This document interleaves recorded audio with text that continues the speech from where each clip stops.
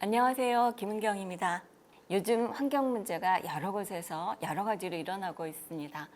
그 중에서도 일본의 원자력 오염수 방출 문제가 지금은 가장 핫한 문제가 아닌가 싶은데요. 지금의 논의는 마치 과학이 모든 것을 다 알고 있는 것처럼, 모든 것이 다 밝혀진 것처럼, 그래서 과학만이 진실을 말하고 있는 것처럼 이야기합니다. 그렇지 않은 환경에 대한 우려를 하는 사람에 대해서는 괴담을 퍼뜨리는 사람, 비과학적인 사람 이렇게 취급하는 것 같습니다. 근데 이런 태도는 사실 그리 새로운 것은 아니죠. 기후변화에 대해서 수십 년 동안 업계 또는 일부의 과학자들이 취해왔던 태도가 똑같이 이랬습니다. 과학적인 근거가 있느냐? 인간이 원인이라는 증거가 뭐냐? 이렇게 여러 가지로 문제를 제기하면서 기후변화 대응에 발목을 잡아왔었죠. 그래서 30년 동안 많은 과학자들이 모여서 IPCC 이런 기구들을 만들어서 그 근거를 찾느라고 노력을 했습니다. 그래서 이제 더 이상 문제를 제기하기는 어렵죠. 인간 때문에 일어나는 일이고 지금 우리가 이것을 대응하는 것이 얼마나 촉박하고 위급한 문제인지는 이제 거의 모두가 인지하고 있습니다. 그러나 그렇게 하는 동안 시간은 다 흘러버려서 이제 사람들이 기후변화를 대응할 수 있는 시간이 얼마 남지를 않았습니다. 이게 환경 문제가 갖고 있는 기본적인 특성입니다. 환경 문제는 드러난 시점에서 그 과학적인 증거를 찾을 수가 없습니다. 굉장히 오랜 시간 누적되어서 그 증거가 드러나기 때문인데요. 대부분은 그래서 과학적인 증거가 만들어지는 순간에는 이미 늦어서 돌이킬 수 없는 피해가 이미 있게 되는 이런 상태에 되게 되는 거죠. 그래서 세계적으로 환경 문제를 논의하는 자리에서는 예를 들어서 대표적으로 1992년에 있었던 리우 환경회의에서부터 환경 문제의 위험성을 다룰 때에는 과학적인 사실이 없더라도 위험이 우려되면 예방적 조치를 할 수 있다 이렇게 얘기하고 있습니다. 그래서 오늘은 이 원자력 의학 분야에서 오랫동안 원전의 위험성을 알려오셨고 또 원자력 안전위원회에도 참여하셨던 동국대학교 의과대학의 김익중 교수님, 지금은 은퇴하셔서 전 교수님인데요. 김익중 교수님을 모셔서 이 문제에 대해서 알아보려고 합니다. 교수님 안녕하세요. 오랜만에 뵙습니다. 예, 안녕하세요. 네. 반갑습니다. 요즘 그 원전 오염수 해양 방출 문제가 굉장히 시끄러워지고 있는데요. 굉장히 오랫동안 원전 안전 문제를 다루셨었기 때문에 제가 오늘은 교수님을 모시고 그 원자력 의학, 핵 의학 분야의 관점에서 이 문제를 어떻게 볼지에 대해서 질문을 좀 드려보려고 합니다.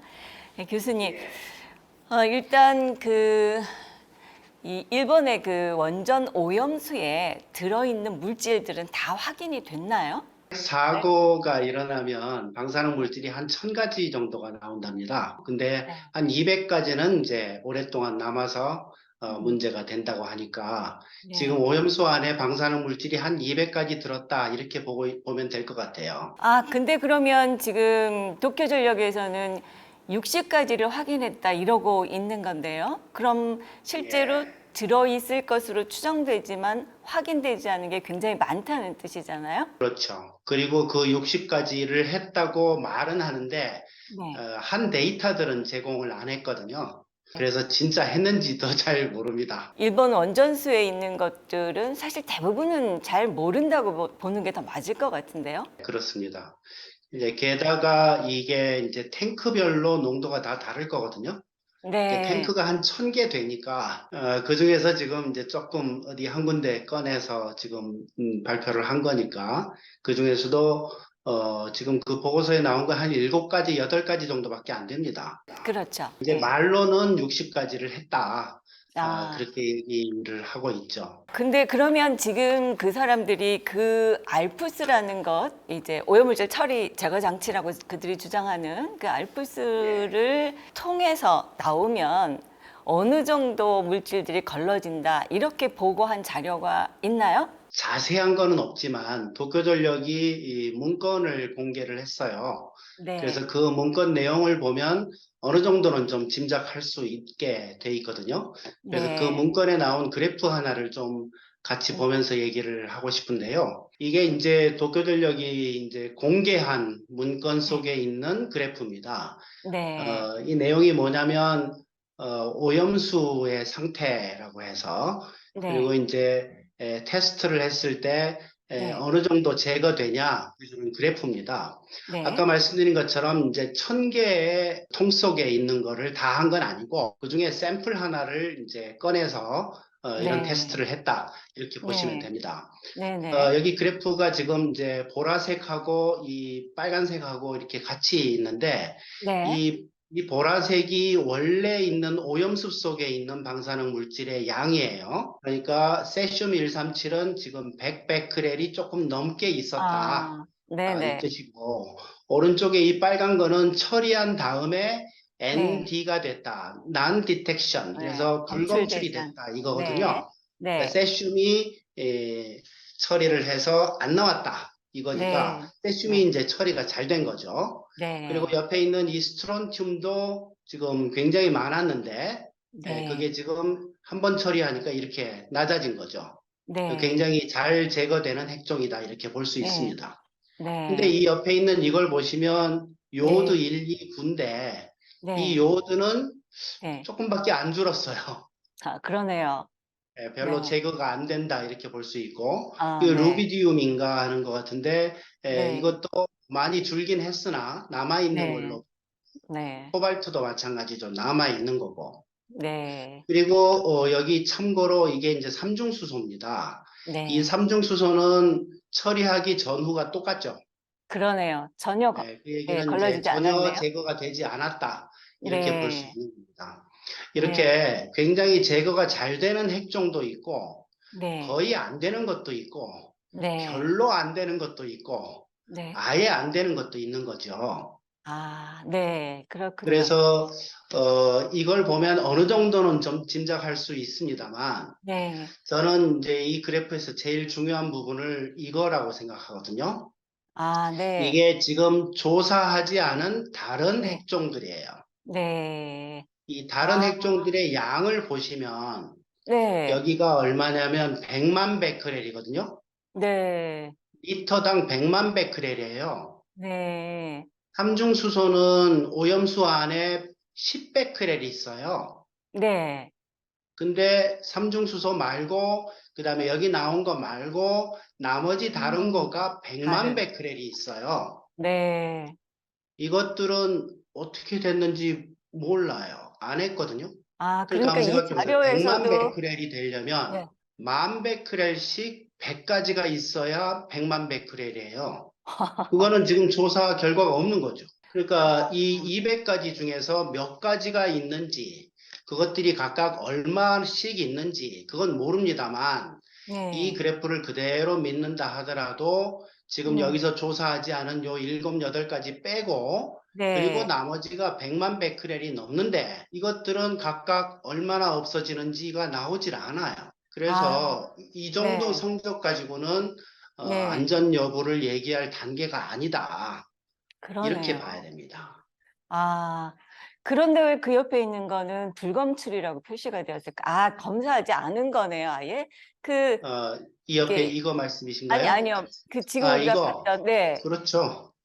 이거는 아예, 이제 네, 뭐 측정이 이걸 안 어떻게 됐다라는 해석해야 거. 될지 모르겠는데, 음, 하여튼 이거는 뭐, 불검출이라고 했지만 그 네, 200가지를 다 한 건 아니고, 네.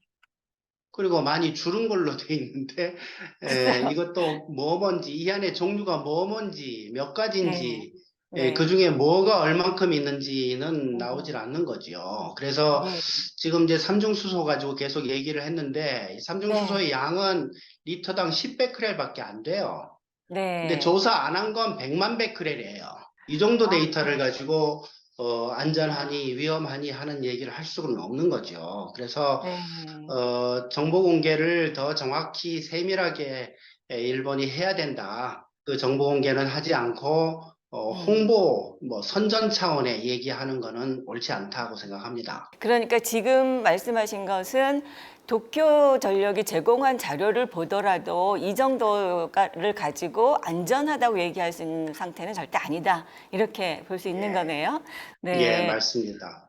그래서 이제 이 사람들이 얘기하는 것은 세슘의 경우에는 이렇게 알프스를 통과하면 세슘이 다 걸러지기 때문에 이 원전 오염수를 방류하더라도 세슘이 늘어나지 않는다고 주장하는 거잖아요. 그런데 여전히 이제 그 후쿠시마 인근에서 잡힌 고기에서는 세슘이 검출이 되는 거죠, 물고기에서.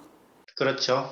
그건 예전에 방류한 오염물질 때문에 그런 거고 앞으로는 더 이상은 세슘이 방출 안 된다 이렇게 주장하고 있는 건데 그것도 여전히 믿기 어렵다 그런 말씀이시죠? 근데 이제 문제는 측정하지 않은 다른 방사능 물질들이죠. 음, 그러니까 음, 200가지 중에 한 10가지 정도를 지금 공개를 음. 했으니 네, 190가지는 남아 있잖아요. 네.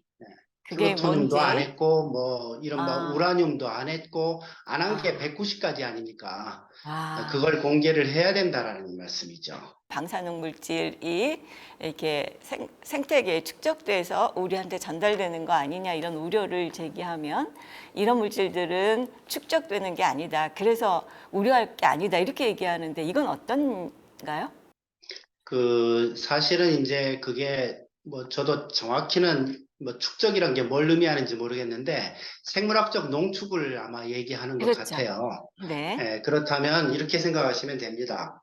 우리가 환경이 오염되잖아요. 예를 네, 들어서 바다가 오염이 되면 네. 바닷속에 있는 물고기는 그 오염된 상태에서 지금 살게 되는 거죠.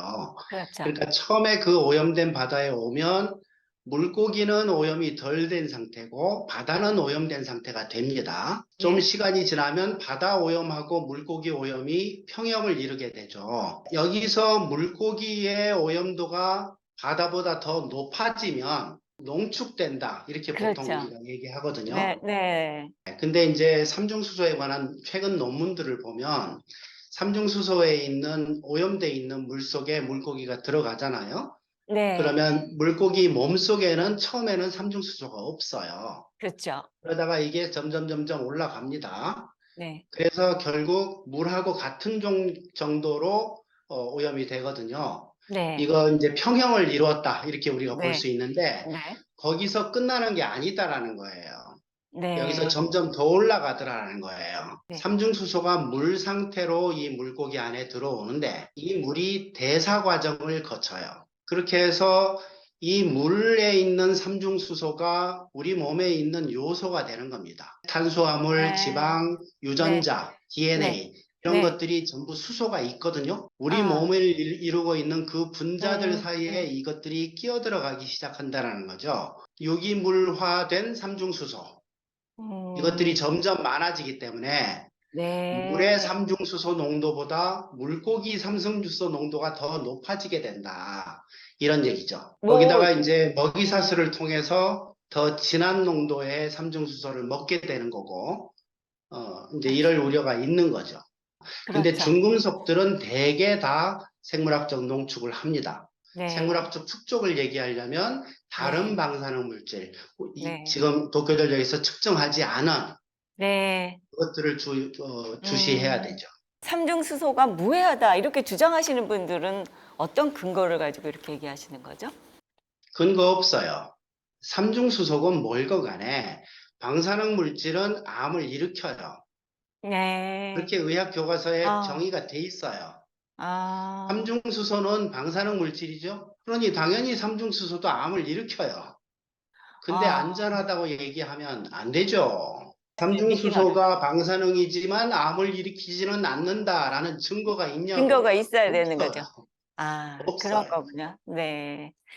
그런데 IAEA는 이 삼중주소에 대해서 어떤 입장인가요? IAEA가 중간 보고서로 이제 써서 공개를 했는데 그 네. 내용을 보면 흥미로운 부분들이 있습니다. 근데 일단 IAEA가 어떤 단체인지를 좀 먼저 봐야 되는데요. 아, 네. 국제기구이지만 네. 원자력 안전을 추구하는 기구가 아니에요. IAEA는 핵무기는 극히 제한시키고 핵 발전은 확대시키려는 그런 국제단체예요. 그러니까 핵의 평화적 이용은 널리 퍼뜨리고 핵 무기는 못 만들게 하고 이게 IAEA의 목적입니다. 네. 그래서 핵 발전소에 대해서는 확대해야 된다라는 기본 입장을 갖고 있어요.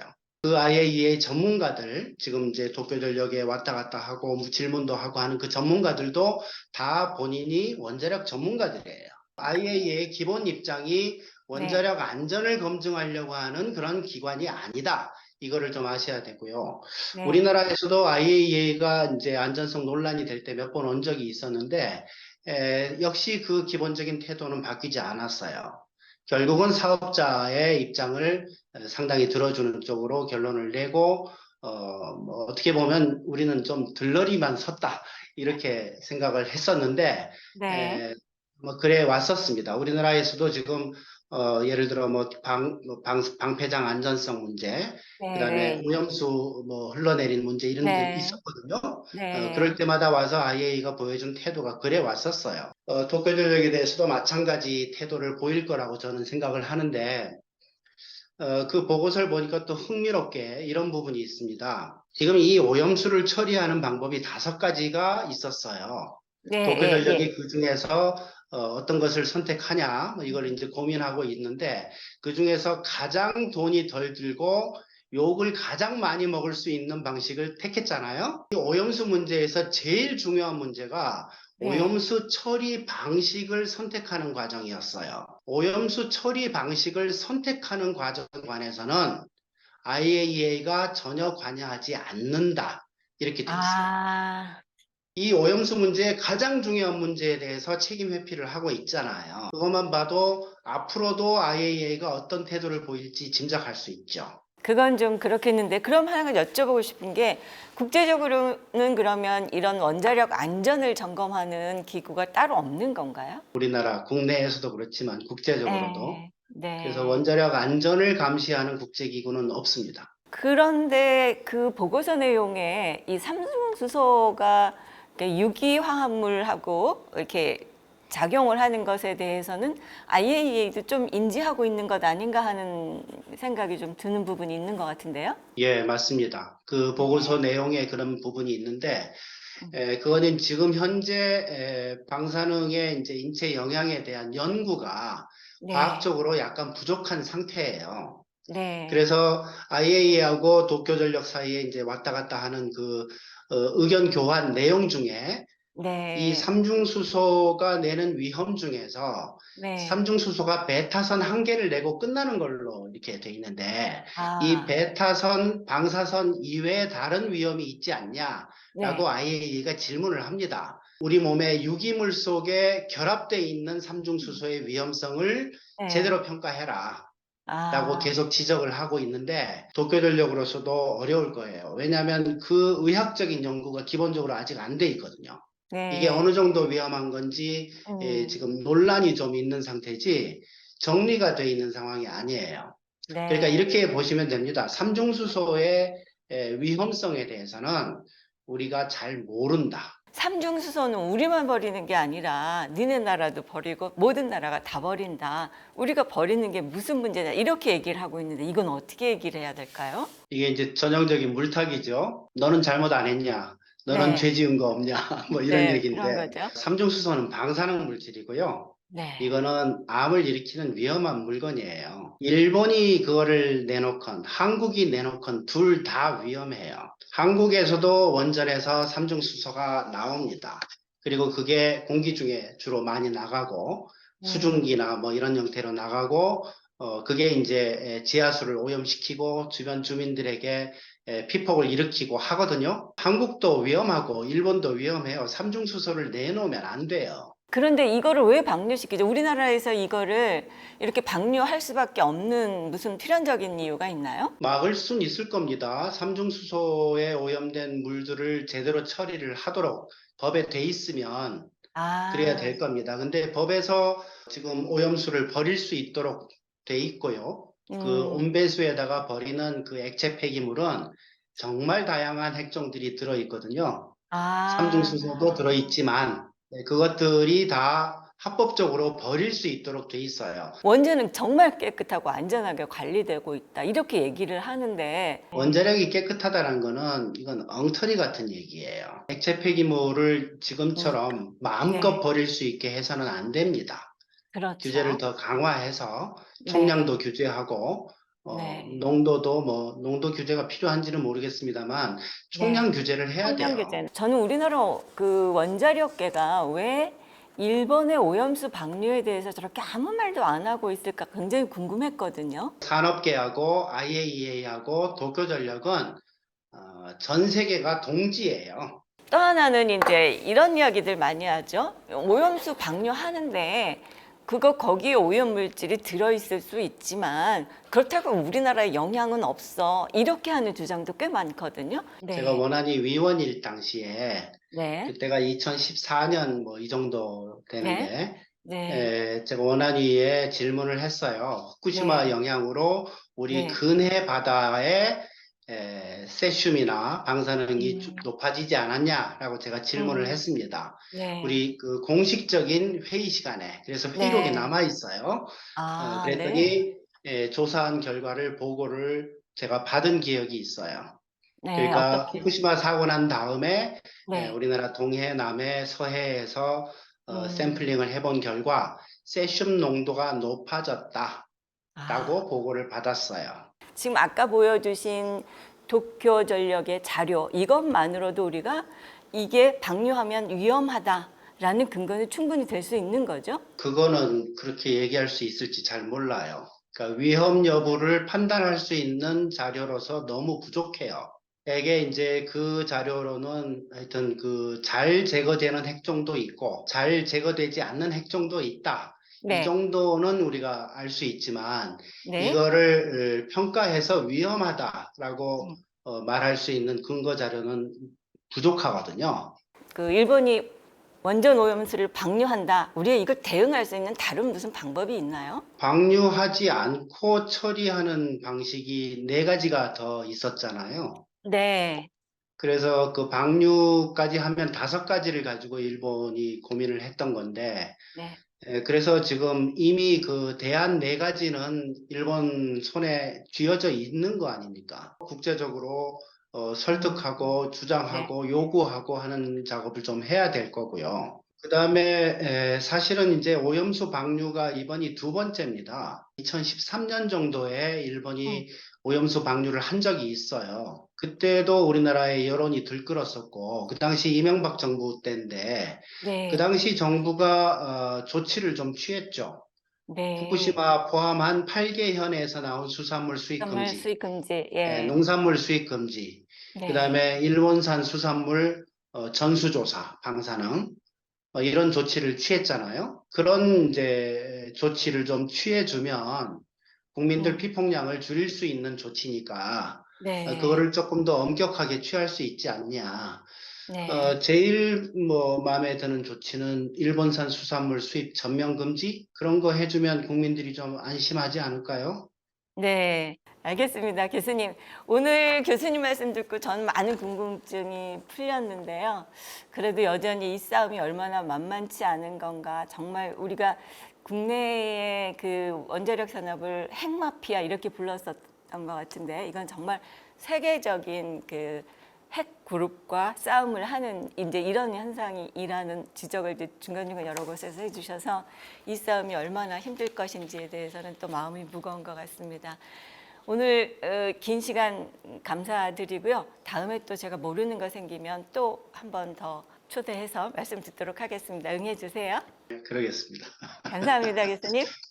예, 고맙습니다. 세계적으로 환경의 위해로부터 국민을 보호하기 위해서 과학적인 근거를 어떻게 다루어야 할 것인가에 대해서는 GMO, 유전자 조작, 식품 문제로 이미 한번 세계에서 다루어진 바가 있습니다.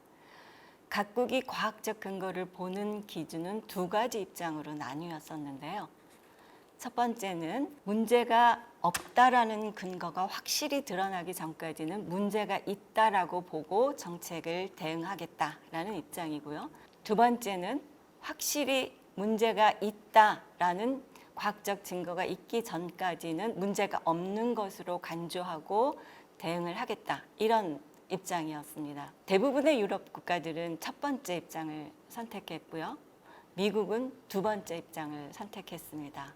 유럽 국가들의 입장은 국민의 안전을 우선하는 것이었고, 미국의 입장은 유전자 조작 식품을 생산하는 기업을 우선 고려한 것이었습니다.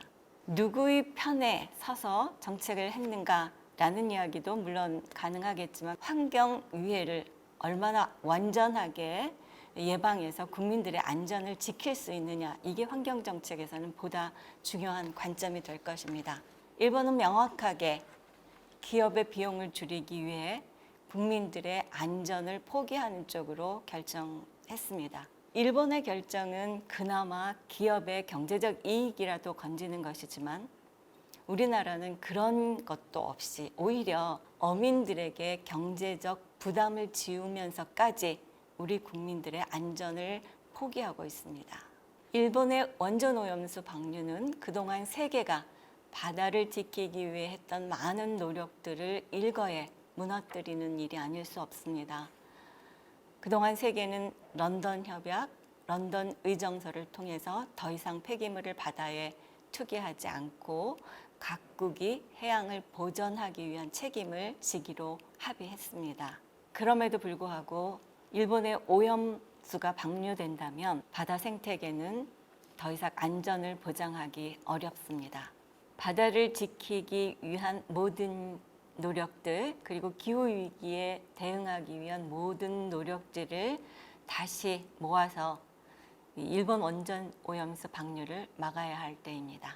지금까지 지구전 김은경이었습니다.